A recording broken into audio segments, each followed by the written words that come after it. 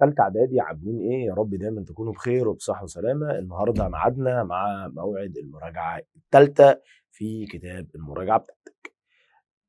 إن شاء الله إحنا حلينا مع بعض الإخطر في الحصة، فهنبتدي إن شاء الله نخش على طول وما نضيعش وقت في الأسئلة المقالية، بحيث إن الدنيا كده تظبط معاك وهتلاقي الدنيا إن شاء الله تمام وظبطت معاك. الوحدة التانية بتاعت الجبر، لأن الوحدة التانية بتاعت الجبر دي اتفقت معاك إنها فيها 6 درجات ونص.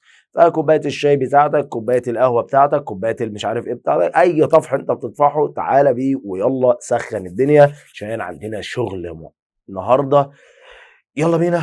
أول سؤال: إذا كان مجال الدالة ن س تساوي س ناقص 1 على س تربيع ناقص أ س زائد 9، هو ح فرق التلاتة. طبعا المجال هو عبارة عن جزئين، ح وهي مجموعة الأعداد الحقيقية، وأصفار المقام اللي هو بيديها لي.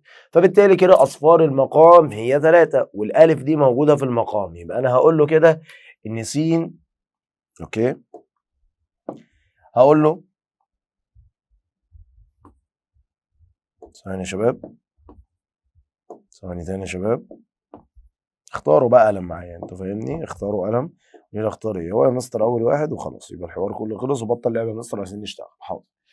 يبقى له كده ان س تربيع ناقص أ س زائد 9 بتساوي 0، واروح شايل كل س موجوده واعوض عنها بالتلاته زي ما هو قال. يبقى شيل س واحط 3 بس تربيع ناقص أ، اشيل س واحط مكانها 3 زائد 9 بتساوي 0. 3 في 3 ب9 و3 في أ ب3 أ زائد ال9 بتساوي 0، يبقى سالب 3 أ. 9 و9 هيبقى 18 بتساوي 0، ودي 18 بعكس الإشارة تبقى سالب 3 أ بتساوي سالب 18. السالب راح مع السالب، قسمت على ال3 يبقى قيمة الألف بتساوي 6.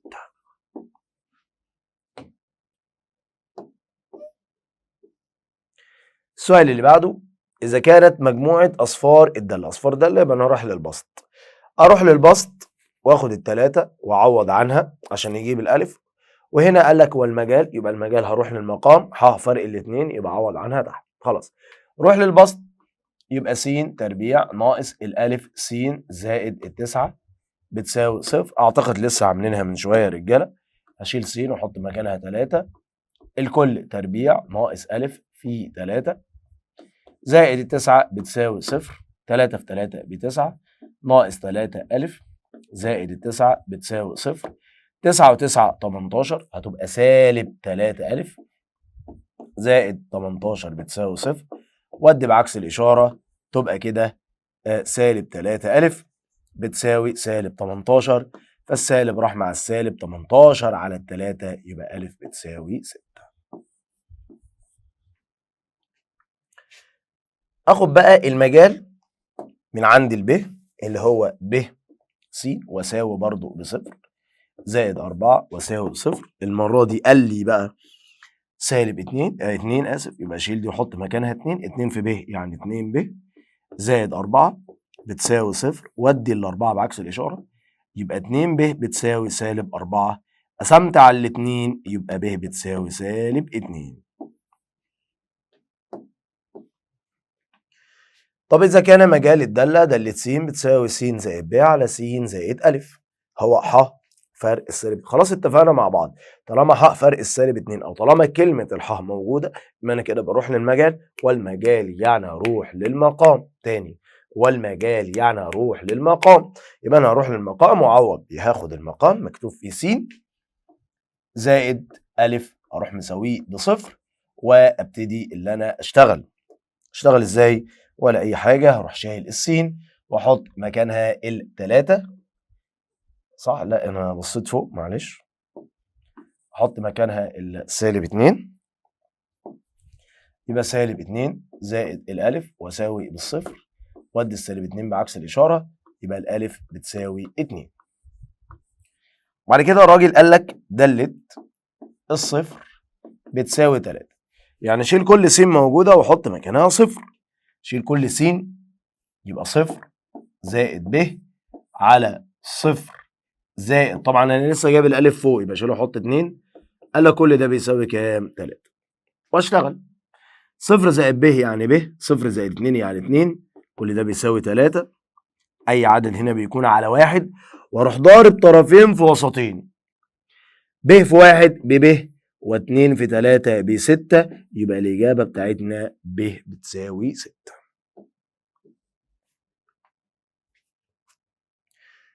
اوجد المجال المشترك. عايز هنا المجال المشترك منك، فالمجال المشترك بشتغل على الاولى وبشتغل على الثانيه وبكتبهم مع بعض، والرقم المتكرر احنا بنكتبه مره واحده بس. فبقسم صفحتي نصين وبشتغل على اليمين لوحدها والشمال لوحدها. يبقى س ناقص 4، اشتغل على اللي تحت، ده تحليل مقدار ثلاثي يعني افتح له قوسين. هنا س وهنا س. الستة كام في كام؟ يديك 6 تجمعهم يديك 5. 2 في 3. الرقم الاتنين هياخدوا نفس الإشارة. اتفقت معاك لما تكون دي موجب الاتنين بياخدوا نفس الإشارة الأوسط، سالب يبقى القوسين ياخدوا سالب، موجب يبقى القوسين ياخدوا موجب. يبقى هنا المجال هو ح فرق السالب 2 تبقى 2 والسالب 3 تبقى 3. كده أنا جبت اللي على اليمين. اللي على الشمال البسط ملوش أي اختصار، يبقى 2 س، وتحت هاخد س عامل مشترك. س أس 3 من س هتبقى س تربيع ناقص الس راحت مع السين اتفضل 9. واشتغل بنفس الطريقة، يبقى س أو بنفس القصة س وس، واحدة سالب واحدة موجب، التسعة 3 في 3. واجيب المجال، والمجال هو من المقام، يبقى المجال هو ح فرق، قلنا س لوحدها عشان سنجلة فدايما بتبقى محبطة فهتلاقي النفسية بتاعتها بتبقى صفر. سالب 3 تبقى 3، موجب 3 تبقى سالب 3. هو دلوقتي عايز المجال المشترك، فالمجال المشترك يعني بتكتب الاتنين دول مع بعض، يبقى المجال المشترك، المجال المشترك فتروح كاتب مع بعض، هيبقى ح فرق الرقم المتكرر هنكتبه مرة واحدة، الاتنين والتلاتة والصفر والتلاتة خلاص اتكتبت، يبقى سالب 3. يبقى لما اجي اقول لك هات لي مجال مشترك، يبقى انت حضرتك الرقم المتكرر بتكتبه مره واحده بس، المتكرر بتكتبه لي مره واحده بس. بعد كده هو طبعا بيفضل في الامتحان لو هيجيب يا اما سؤال مجال مشترك، يا اما هات لي نون واحد بتساوي نون 2.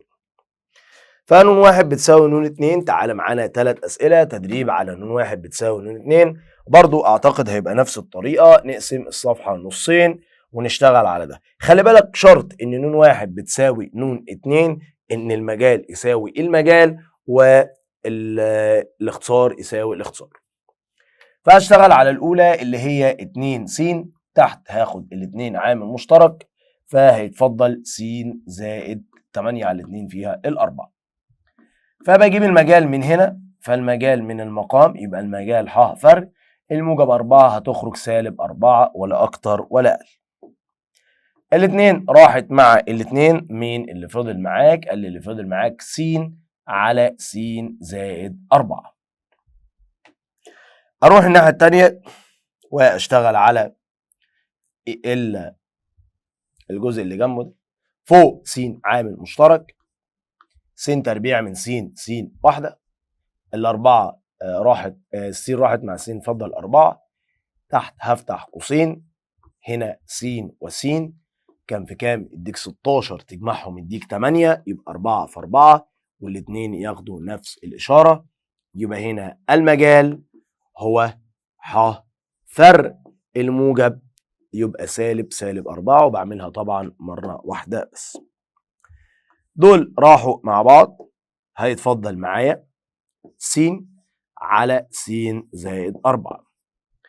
هنا المجال هو نفس المجال، هنا الاختصار هو نفس الاختصار، يبقى بنقول له إذا نون واحد بتساوي نون 2. يبقى شرط إن نون واحد بتساوي نون 2 إن المجال يبقى هو نفس المجال، إن الاختصار يبقى هو نفس الاختصار، يبقى أنت كده ظبطت الدنيا تمام التمام. نعمل واحدة تاني. طبعا الأولى هي جاهزة، 1 على س ناقص 2، فأعتقد هنا هنجيب المجال على طول، فالمجال هو ح فرق الاتنين، عشان بالموجب بالسالب خرجت بالموجب.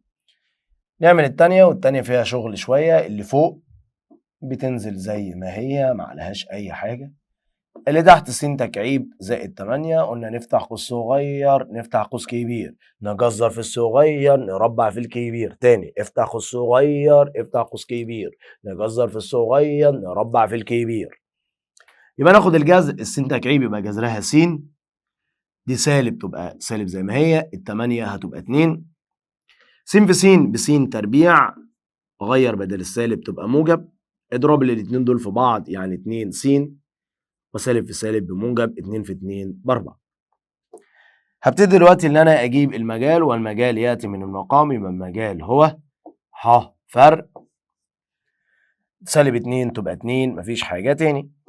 نحذف اللي شبه بعض، فالجزء ده كله راح مع الجزء ده، فاللي فضل هنا في الاختصار هيبقى 1 على س ناقص 2. فهنا طبعا الاختصار هو نفس الاختصار، والمجال هو نفس المجال، يبقى ن 1 بتساوي ن 2. نعمل سؤال كمان. س تربيع على س تكعيب ناقص س تربيع، اعتقد ن 1 هتبقى الس تربيع زي ما هي، اما تحت الس تربيع خدها عامل مشترك، فاللي فضل هيبقى س ناقص 1. اللي فضل هيبقى س ناقص 1، عشان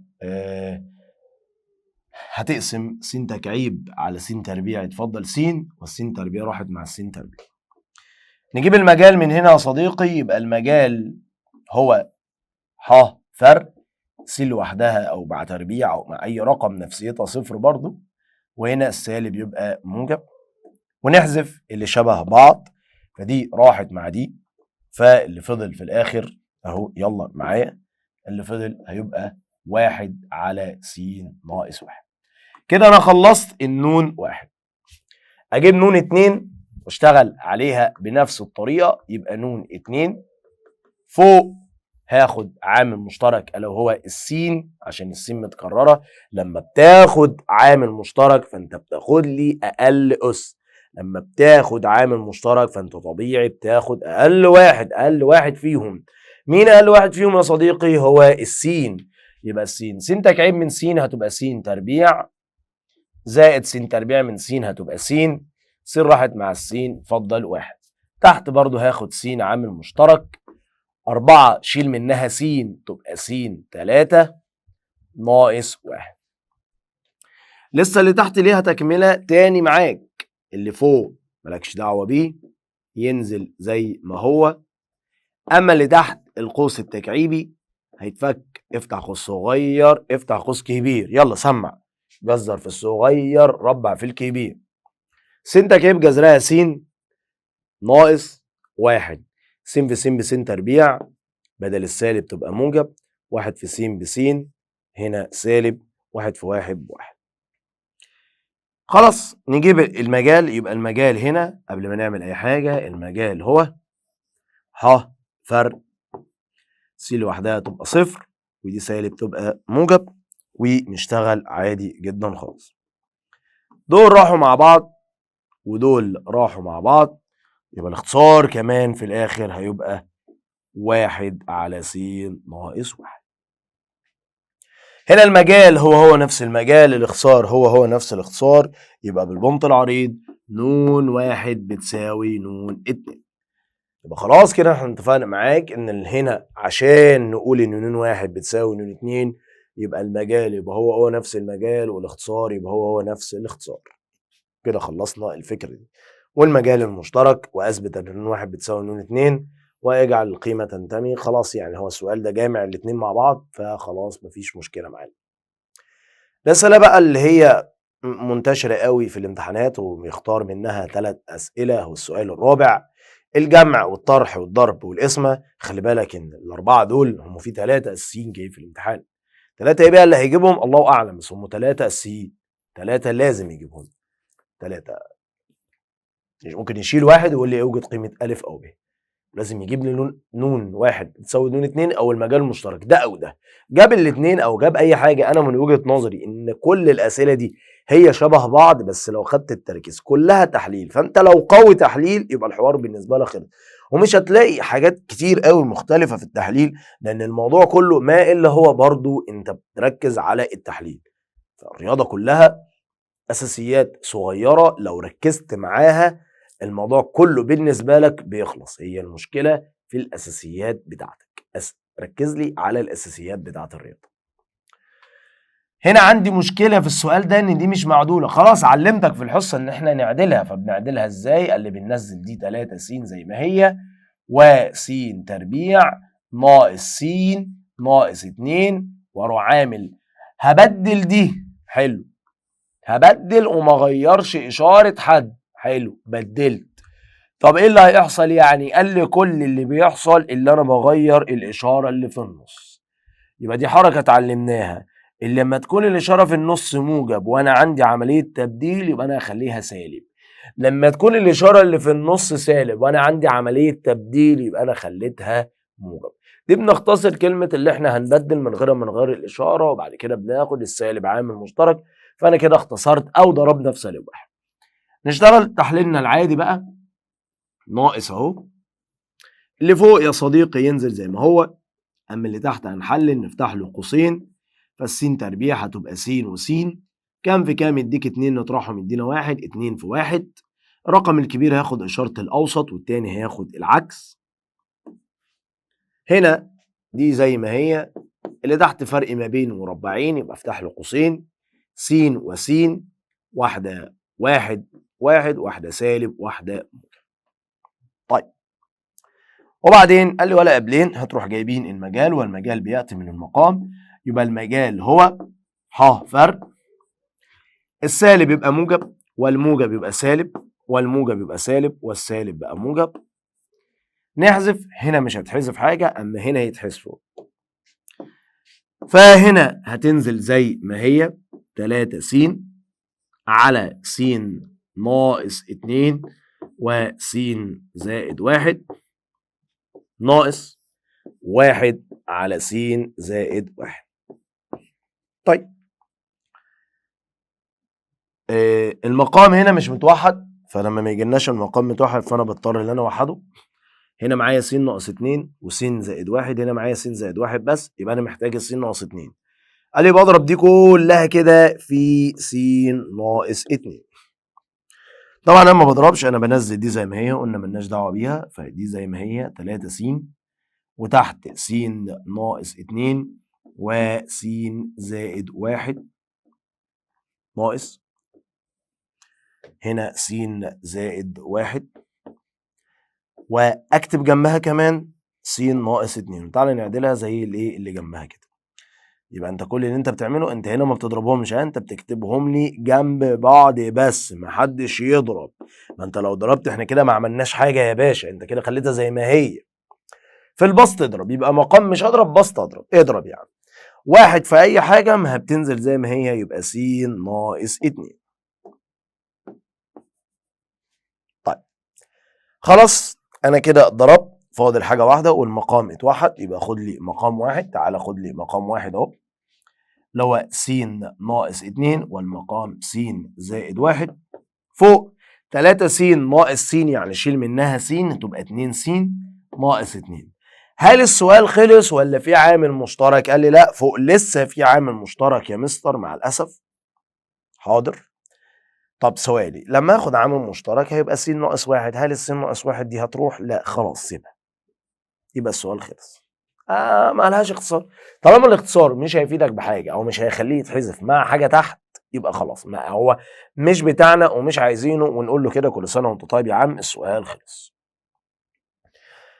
اللي بعدها عمليه جمع. يلا يا صديقي خلاص عرفنا الطريقه، نحلل البسط وليه والمقام، وترجع على السؤال مره واثنين وثلاثه لو ما دخلش دماغك، لانه س ناقص 5، وهنا هنفتح قوسين، وهنا س وس، العشرة 2 في 5 جمعهم 7، الاتنين ياخدوا نفس إشارة الأوسط. هنا ملهاش تحليل، تنزل زي ما هي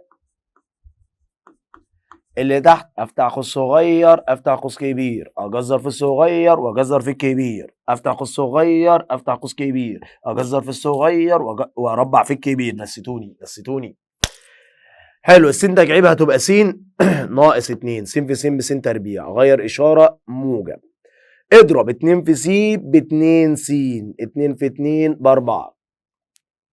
وبعد كده يا عم هات لي المجال، والمجال هو ح فرق السالب 2 طب السالب 2 5، طب السالب 2 طب دي ما بتطلعش حاجة، يبقى حلو ما بتطلعليش حاجة. بعد كده احذف، دول راحوا مع بعض ودول راحوا مع بعض، مين اللي فضل؟ قال لي اللي فضل هنا 1 على س ناقص 2 زائد 1 على س ناقص 2.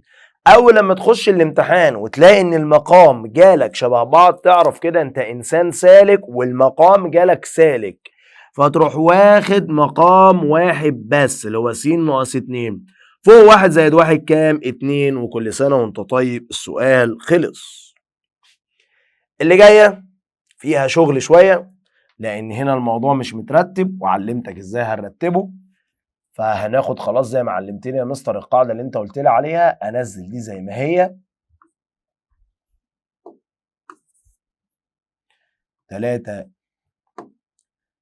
3 س ناقص 4 وافتح قوسين تحت، او لا نزلها الاول زي ما هي. احنا هو ايه اللي بيحصل ده؟ هو من الاول 3 س ناقص 4 افتح قوسين. برضه انا مصمم ان انا احلل يا جدعان، لسه مش هنحلل. انزل دي زي ما هي، حد يفكرني، وانزل دي يا مستر زي ما هي الاول. ايوه كده، لسه مش هنحلل دلوقتي. وغير السالب اخليه موجب، وده هنا بقى لما بدل دول مع الاسف اغير الاشارات. ليه بقى؟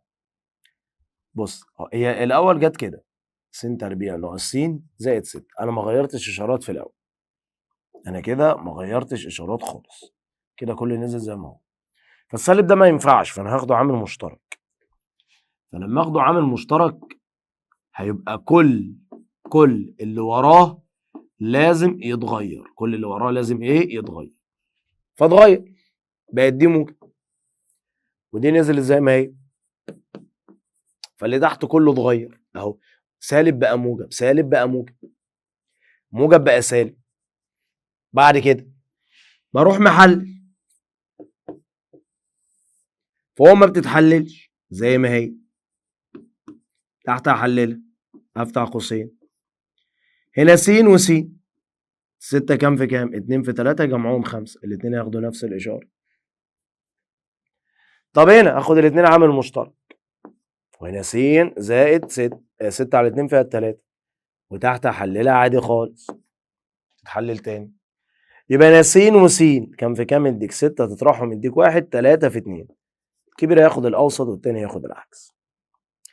بعد كده خطوه المجال، خلاص احنا بنجيب المجال والمجال بيجي من المقام، يبقى المجال هو ح فرق السالب بقى موجب، السالب بقى موجب، موجب بقى سالب، السالب بقى موجب. خلاص الكلام هنا مفيش حاجه تتحذف، اما هنا يتحذف. ماشي، دي هتنزل زي ما هي 3 س ناقص 4 على س ناقص 2 وس ناقص 3 زائد. هنا اللي فضل 2 على س ناقص 2. زي السؤال اللي فات، المقام ما جاليش متوحد، يعني هنا المقام بتاعك ما جالناش متوحد. هنا معايا س ناقص 3، هنا معايا س ناقص 3، بس زي ما قلنا المره اللي فاتت هضرب دي كلها فين؟ في س ناقص 3، نفس القصه. درجتين، بنزل اللي على اليمين زي ما هو، انا ما بعملش فيه حاجه، اللي هو 3 س ناقص 4 على س ناقص 2 في س ناقص 3. وقلت لك في المقام بننزله زي ما هو، ونكتب جنبه الس ناقص 3 اللي احنا عايزينها اهو. كتبت جنبه الس ناقص 3 اللي أنا عايزها. فوق هضرب 2 في س ب2 س، و2 في 3 ب6. بعد كده خلاص المقام متوحد، فهاخد مقام واحد بس اهو. يبقى هاخد تحت مقام واحد س ناقص 2 وس زائد ناقص 3. معلش فوق 3 س و2 س 5 س سالب 4 وسالب 6 سالب 10. هنا بقى هاخد عامل مشترك اللي هو ال5، فهنا هتطلع معانا حاجة.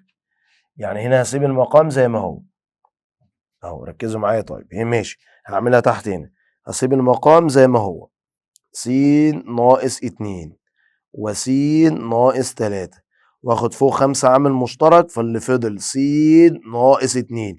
5 على 5 راحت، 10 على 5 فيها الاتنين. فكده ايه اللي هيحصل؟ قال اللي هيحصل كده يا عم ان س ناقص 2 راحت مع س ناقص 2، طلع 5 على س ناقص 3. في اللي فاتت ما كانش فيها، اما دي فيها. راجع معايا بقى. اول خطوه بدلنا دول، لعبناش في اي حاجه، لعبنا بدلنا يعني ما غناش اشاره. حلو. ضربنا سالب في سالب بموجب. السالب بيعمل ايه؟ بغير كل الاشارات اللي بعده فغيره. بعد كده عملنا ايه؟ نحلل تحليلنا العادي. بعد كده عملنا ايه؟ جبنا المجال العادي. بعد كده عملنا ايه؟ حذفنا زي ما بنحذف. بعد كده الخطوه الاخيره اللي هي توحيد المقام. انا هنا معايا س ناقص 2 وس ناقص 3، وهنا معايا س ناقص 2 بس، يبقى ضربتها في س ناقص 3. حلو. بعمل ايه؟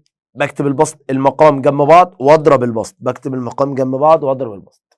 بعد ما حذفته وحدت المقام، لقيت فيه تحليل ينفع يتحسب بحلل، مفيش بسيبه. نراجعها مره واثنين وثلاثه. اللي تحت الضرب جميل جدا، يلا يا عم بنفس القصه بتاعتك. ها اللي فوق ايه؟ قال لي اللي فوق س تكعيب. يلا الناس حفظتها. افتح قوس صغير افتح قوس كبير، جزر في الصغير ربع في الكبير. يلا يا عم. يبقى هنا س ناقص 1، س في س بس تربيع، غير اشاره موجب، اضرب س موجب 1. اللي تحت افتح قوسين اهو، فتحت القوسين. هنا س وهنا س، كام في كام؟ 1 في 1، وهنا موجب موجب. طيب هنا هاخد الاتنين عامل مشترك، اللي فضل معاك س زائد الاتنين راحت مع الاتنين، اتفضل 1. اللي تحت هفتح قوسين، هنا س وس، كام في كام؟ يديك 1، تجمعهم يديك 1. قال لي مفيش. قال لي يبقى انت كده جريت بسرعه من غير ما تقراها. تعملش كده، يبقى نزلها زي ما هي من غير لما اقرا اي حاجه خالص. بعد كده بعمل ايه؟ قال لي بجيب المجال، يبقى هات لي المجال. يبقى المجال هو ح موجب 1 سالب 1، موجب 1 سالب 1. دي ما بتطلعش حاجه، يبقى مفيش غير المجال حاجه واحده هنا، الا وهو السالب 1 بس. احذف. في عمليه الضرب بنحذف شمال ويمين، فهذا راح مع هذا وهذا راح مع هذا. مين اللي فضل يا هذا؟ قال لي اللي فضل ن س بتساوي، اللي فضل هنا س ناقص 1، واللي فضل هنا الاتنين اجيبها قدام، واللي فضل تحت س زائد 1. بعد كده قال لي ثم اوجد ن واحد ونون سالب 1 ان امكن. لو الرقم بتاعك موجود في المجال ما بعوضش بيه، لو الرقم ده مش موجود انا بعوض بيه عادي. طب عايز ن واحد، هو انا جايب في المجال 1؟ لا انا جايب سالب 1. حلو، يبقى نعوض بن 1، يعني نشيل كل س ونحط مكانها 1. فهنا هتلاقي الناتج طلع لك 0. بعد كده قال لي ن سالب 1 ان امكن. طب السالب 1 ده يا مستر انا لسه جايبه في المقام. قال لي بس، يبقى اجي هنا اكتب له لا يمكن. يبقى هنيجي هنا نكتب له ايه؟ لا يمكن. يبقى لو الرقم موجود في المجال انا ما بعوضش بيه، لو مش موجود انا بعوض بيه. ماشي يا عم، اوعى تزهق، احنا لسه في الاول. واحنا التانية دي بالله عليك بص فيها ايه 6 درجات ونص. ماشي، تعالى بقى نروح لسؤال الاسم. طبعا قاعدة الاسم بتقول ايه؟ ثبت غير شكل. يبقى اللي قبل الاسم بينزل زي ما هو، اشتغل عليه بقى. ناخد السين عامل مشترك، س تربيع من س سيناية، س راحت مع السين يفضل 3.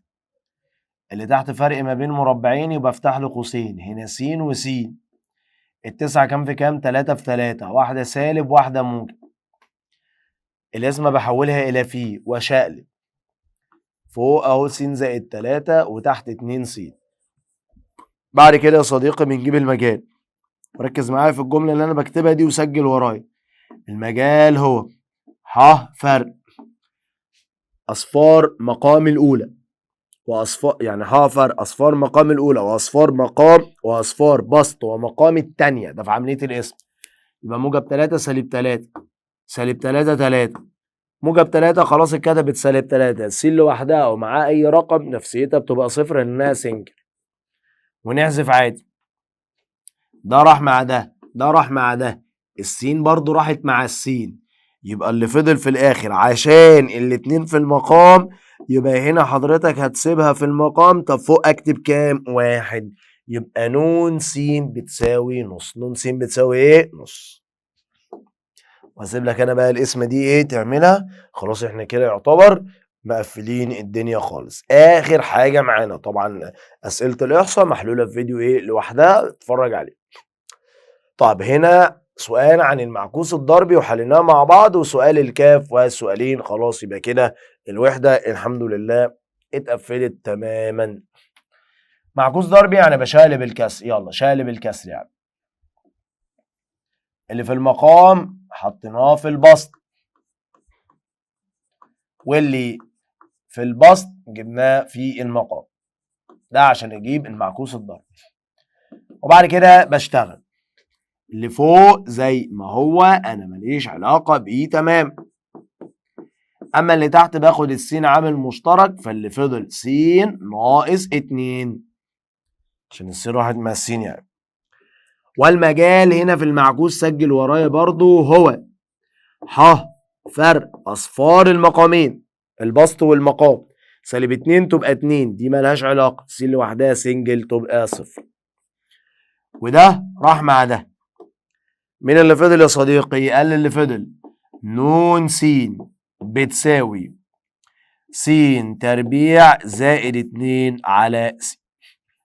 طيب بعد كده قال لي اوجد قيمة س لما يكون المعكوس كله ب3. عايز قيمة س لما يكون المعكوس كله ب3. يعني اخد المعكوس، طبعا ده المعكوس، اخد المعكوس اللي هو س تربيع زائد 2 على س لما بيساوي 3 واجيب منه قيمة س. حلو. احنا اتفقنا ان اي عدد صحيح يكون على 1. 1 في س تربيع بس تربيع، 1 في 2 ب2، 3 في س ب3 س. ادخل دي بعكس الاشاره وارتب المعادله. يبقى س تربيع ناقص 3 س زائد 2 بتساوي 0. بقى التحليل احلل س وس كان في كام؟ اديك 2 تجمعهم اديك 3، 2 في 1، والاتنين هياخدوا نفس الاشاره. كده س هتبقى السالب يخرج بالموجب، يبقى س لا اما ب2 لا اما ب1 والسؤال خلص. إذا كان المعكوس الضربي لن س بتساوي س تربيع ناقص 5 س زائد ك على س تربيع ناقص 9، هو س زائد 3 على س ناقص 2، فوجد قيمة ك. قيمة ك يعني أشقلب الكسر ده. شقلب لي الكسر ده. بص يا سيدي، أنت عايز معكوس جمع، فقال لك المعكوس الضربي يعني الكسر ده اتشقلب قبل الحل. يعني الكسر ده كده بيقول لك إذا كان ن س مين معكوسها الضربي ده هو كذا، رجعها لي للأصل. يعني فوق هتبقى س ناقص 2 وتحت هتبقى س زائد 3. فاحنا عايزين كاف. يبقى انا قصتي مع البسط عشان الكاف هنا في البسط. يبقى اخد السين ناقص 2 واساويها بصفر وادي الاتنين بعكس الاشاره. يبقى انا عرفت ان الاصفار هنا طلعت ب2. حلو. يبقى انا خلاص كده انا شقلبت عشان هو معكوس، وخدت دي مع دي عشان انا عايز البسط. كاف موجوده في البسط، يبقى انا شغلي مع البسط. يبقى اقول له ان الس تربيع ناقص 5 س زائد ك بتساوي 2 بتساوي 0. اروح شايل بقى كل س واحط مكانها 2 اللي اتفقنا عليها، تبقى 2 تربيع ناقص 5 في 2 زائد ك بتساوي 0. 2 في 2 ب4 ناقص 10 زائد ك بتساوي 0. سالب 6 زائد ك بتساوي 0. ودي بعكس الإشارة تبقى الكاف بتساوي 6 وهو المطلوب إثباته. ركز في السؤال ده. اخر سؤال معانا في محاضرتنا، يبقى كده انت معاك كل حاجه في الكتاب، فاضل لك جزء اخير. اذا كان مجال الداله ن س تساوي ب على س ناقص. بص يا سيدي، اي مجال احنا بنجيبه فالجزء الاول بيبقى تبع الاولى والجزء الثاني بيبقى تبع الثانيه على طول. الجزء الاول تبع هنا وده، فالصفر تبع س الاولى اللي هي تحت ب. فانت كده بص معاك ان ب، وقلتها في محاضره قبل كده، ان ب على س ناقص 9 على س زائد أ. فالراجل قال لك ان المجال هو ح فرق اصفار المقام. فبالتالي انا لما باجي اجيب الاصفار في السؤال العادي، فدي بتبقى تبع الاولى ودي بتبقى تبع الثانيه. حلو. فخلاص اتفقنا معانا ان س الاولى هنا في صفر ودي ملهاش اي لازمه معانا خالص. احنا خصصنا في س الثانيه ان س زائد أ عرفنا انها بتساوي كام؟ احنا هنساويها بصفر، ودي طلعت بسالب 4، يبقى انا هشيل السين واحط مكانها سالب 4 زائد أ بتساوي صفر، واودي السالب 4 بعكس الاشاره تبقى الالف بتساوي 4. كده انا جبت الالف. حلو. بعد كده قال لك ونون 5 بتساوي 2. اوجد خلاص، هي بقى النون 5 دي اللي هتخلينا نجيب الب. يبقى اشيل كل س واحط مكانها 5، يبقى ب. اشيل س واحط 5، كمل معايا وركز، ادي 9. اشيل س واحط 5، اشيل كمان الالف واحط الرقم اللي انا لسه جايبه 4. كل ده بيساوي 5، كل ده اسف بيساوي 2 زي ما هو قايل. واكمل سؤالي عادي. ب على 5 9 وتحت 9، 9 على 9 فيها الواحد، 9 على عشان دي 9، 9 على 9 فيها الواحد بتساوي 2. وادي الواحد يا عم بعكس الاشاره، تبقى ب على 5 بتساوي 2 زائد 1. تبقى ب على 5 بتساوي 3، وهنا على 1 طرفين فيه وسطين، ب في 1 ب، و5 في 3 ب 15. يبقى كده قيمة الب بكام؟ ب 15. بكده يا أصدقائي احنا كده خلصنا أسئلة الوحدة الثانية اللي كانت الناس عندها مشكلة فيها. يا ريت نتفرج على الفيديو بتركيز ونبعت الفيديو لاصحابنا عشان نخلص من الجزء ده، لأن الناس نايمة ما بتتفرجش ما بتشوفش. عشان نخلص من الجزء ده تماما، يبقى ما عنديش مشكلة، لأن الجزء ده هو أكبر جزء أنت هتمتحن فيه امتحان الجبر. عندك فيه 6 درجات ونص، فمش هينفع ان ال6 درجات ونص دول يضيعوا منك. وده يعني جزء سهل بالنسبه لي انه كله شبه بعض، فانت تعرف تتعامل معاه وتتاقلم معاه كويس جدا. اشوفكم على خير في محاضرات جديده، وبالتوفيق يا شباب، والسلام عليكم.